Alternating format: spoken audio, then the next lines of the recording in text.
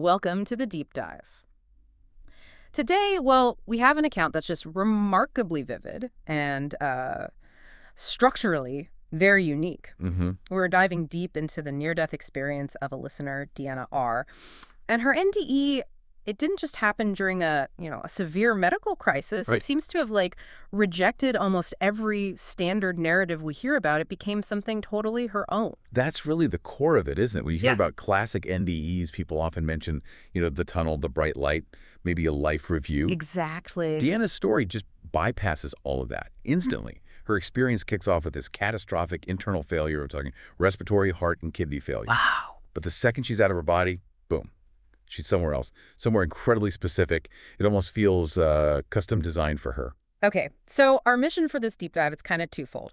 First, let's unpack that immediate transition, how she went from ER chaos to this deeply personal reality. And second, we really need to tackle the after-death communication part, this verifiable spiritual communication she experienced after returning. Which strongly suggests her consciousness was, operating outside her physical body.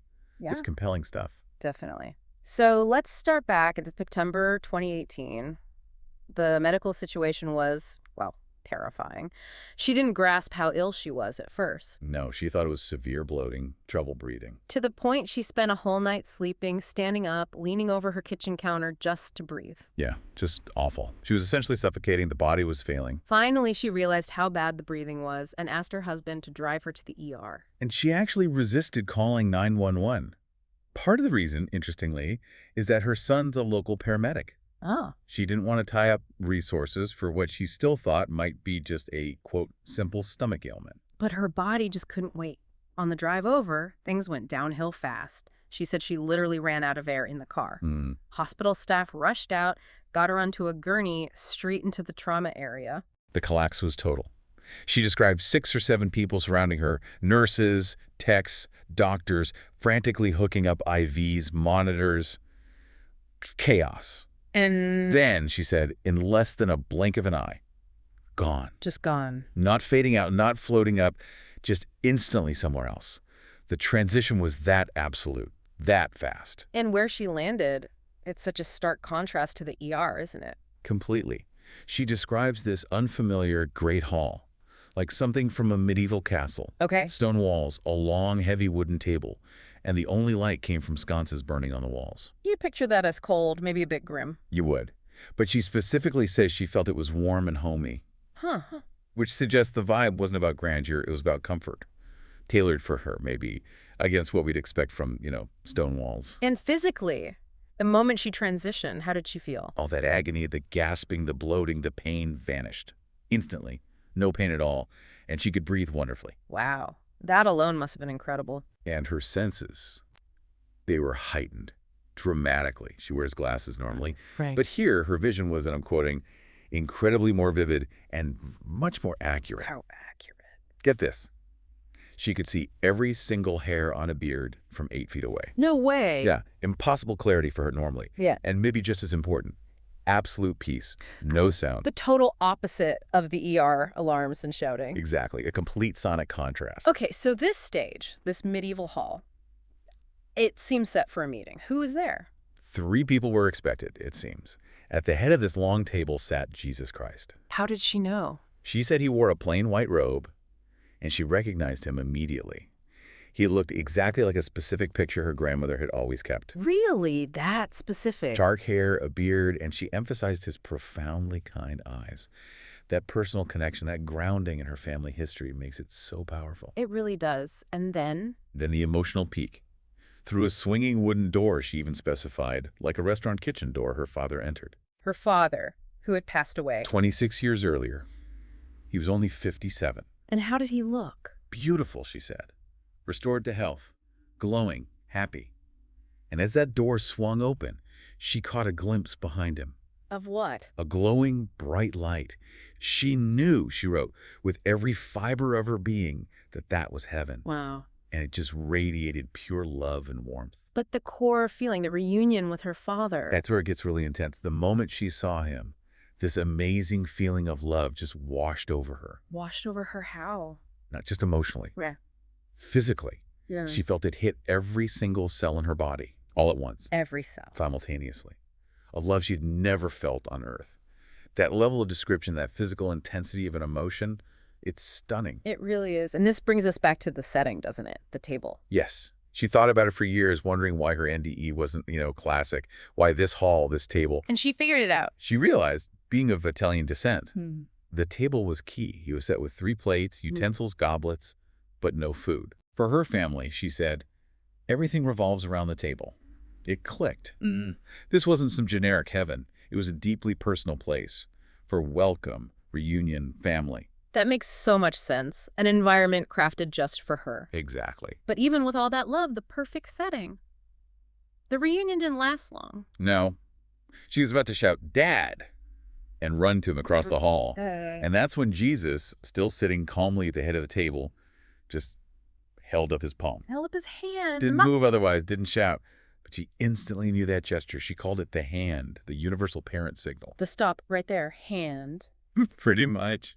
But wait, if it was all about pure love, why such a firm parental command to go back? That firmness is crucial, I think. It wasn't a gentle suggestion, telepathically, but she heard it loud and clear in her head. Not now. Go back. Loud and clear. And she recognized the authority immediately. She even compared the hand gesture and the tone to how she'd used it with her own kids when she'd had enough. Interesting comparison. So she obeyed. Instantly. No argument. Yeah. Returned to her body like a child, she said. And the return must have been jarring. As abrupt as leaving. 1 second, total peace. The next. Fighting for life. Back in her body, panicking, couldn't breathe. Oh, man. Trying to pull at the tech, who was literally wheeling her into a CT scan machine at that moment. And then she lost consciousness again. Yeah, faded out quickly, woke up over a day later in the cardiac ICU. And the diagnosis finally came through. And it was grim. Severe heart failure, a left bundle branch block, that's a serious heart rhythm problem, and pulmonary hypertension. Basically, multiple systems failing at once. Pretty much. Cardiovascular, respiratory. They were shutting down together. And the doctors confirmed how close she'd been. Oh, yeah. The cardiologist was blunt. She wouldn't have survived 10 minutes longer without intervention. Wow.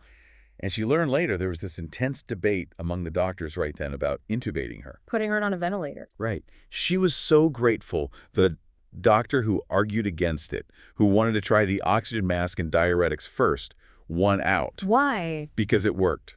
They flushed 15 pounds of fluid out of her chest and abdomen, avoided intubation and its potential complications. A crucial medical win. Absolutely. And that victory, clearing the immediate crisis, kind of set the stage for the next extraordinary thing. Yeah. Her body was starting to heal, but her consciousness, it felt like it was still wide open. Right, because even in the ICU, the connection wasn't severed, was it? That's when the other guests showed up. Exactly. For 3 days, she watched this man, about 60 years old, dressed very specifically, jeans, biker boots, a T-shirt. A biker. And what was he doing? This is strange. He brought a stepladder into the room each day. A stepladder. Yep, and he'd climb up and write sentences across the wall with a pencil. Writing on the wall. What did it say? She couldn't read the writing itself, but she felt his intention, his emotional state very strongly. Which? Distressed. Like he was intensely analyzing his life, his choices, worried if he was, worthy of heaven. That's heavy. And all this is happening in her ICU room. Well, seemingly in the room, or maybe in a tax space she could see into. But here's the unsettling part. What? For 3 days, nobody else saw him. Not the nurses, not the doctors, not her family visiting. Wait, nobody? Nope. They kept asking her why she was staring so intently at a blank wall. Okay, that's the conflict point, isn't it? Her clear perception versus everyone else seeing nothing. Precisely. The subjective experience versus, consensus reality. Yeah. She was utterly convinced he was real, tangible. So what happened to him? On the 3rd day, he stopped writing. He looked at her, nodded, gave a little smile, and then walked straight through a door. Through a door, like disappeared. Walked through it. A door she later found out led to an attached break room for staff. A break room. Okay, but how does this become verifiable? Here's the clincher. Days later, she's recovering, scrolling through local obituaries online, Yeah. and she sees his picture. The biker. It's a biker. He had died on the exact 3rd day she was watching him in the ICU. From what? A motorcycle accident at a different hospital in the area. Oh my goodness, the timing, the visual match. That's incredible confirmation. It's stunning. Objective proof lining up with her subjective vision. So how did her family react when she finally told them, especially with this proof, like her paramedic son? Well, that's where it gets complicated. When she told her son about the man writing on the wall, and crucially mentioned the detail about the break room, something she wouldn't normally know, He panicked. he immediately feared it was ICU psychosis, delirium. He told her quite directly to keep quiet about it. Why? He was afraid they'd transfer her to the psyche ward. Wow. So you have this verifiable external proof, the obituary confirming an internal reality. Which is then instantly medicalized, pathologized. It's the classic tension, isn't it? It really highlights the gap in understanding. For her, the biker wasn't a symptom. He was, well, another soul working things out. A disembodied consciousness dealing with its transition, it seems. Let's talk about the aftermath for her. The lasting changes. Because they were profound, weren't they? Medically and emotionally. Absolutely. First, that intense, almost unearthly peace she felt in the NDE. It stayed with her. For how long? For almost 8 months after the event. Just enveloped her. That's remarkable. Any immediate physical changes? 2 really stand out. First, the memory loss. For about 3 months, she had significant issues. From the lack of oxygen. Right. Lack of oxygen and blood flow to the brain during the crisis. She struggled to follow conversations, find words, typical hypoxic brain injury effects. Okay, that makes medical sense, but... But here's the paradox. The memory loss affected her day-to-day recall, conversations, recent events, except for the NDE itself, and the memory of the biker on the wall. Those stayed clear. Perfectly. She said they remained crystal clear and were burned into my memory. Wait a minute. Doesn't that completely challenge the hallucination due to lack of oxygen theory? It throws a huge wrench in it, doesn't it? If the NDE was just a product of a failing brain, that memory should have been the fuzziest, the most damaged by the anoxia. But it wasn't. Her normal memories were foggy, but the transcendent ones were pristine. Exactly. The organic memories suffered, but the non-physical experience memories were untouched. It's powerful evidence suggesting consciousness can operate independently of brain function, at least during that window. It certainly makes you rethink what memory even is. And her faith.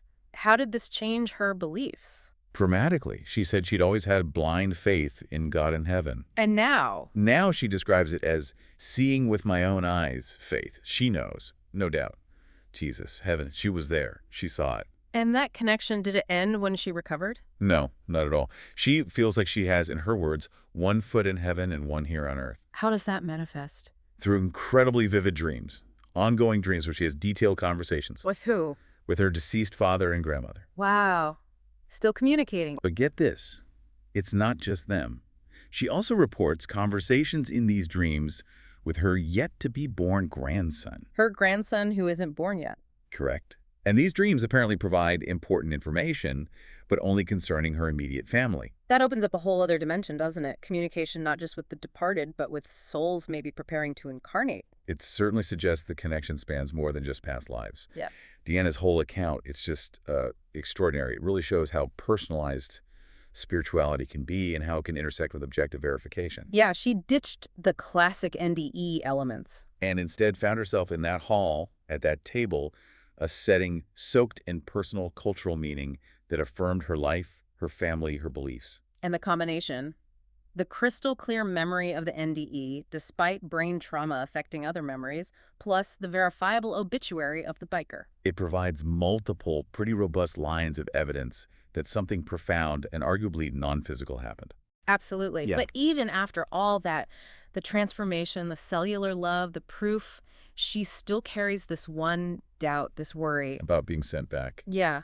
She worries that the firmness of Jesus's command, not now, go back, might mean she wasn't accepted into heaven or maybe wasn't worthy to stay. We've heard the story. We've seen the incredible changes, quitting smoking instantly, the deep peace, the shift to seeing faith. So what do you, listening now, make of that command, that firm not now, especially when you consider the huge life-altering purpose that seemed to follow her return? It's definitely something to think about. It is. That's our deep dive for today. Thank you for listening to Borrowed Time NDE Podcasts. If you enjoyed this episode, don't forget to like, subscribe, and turn on the notification bell so you'll never miss a moment of inspiration.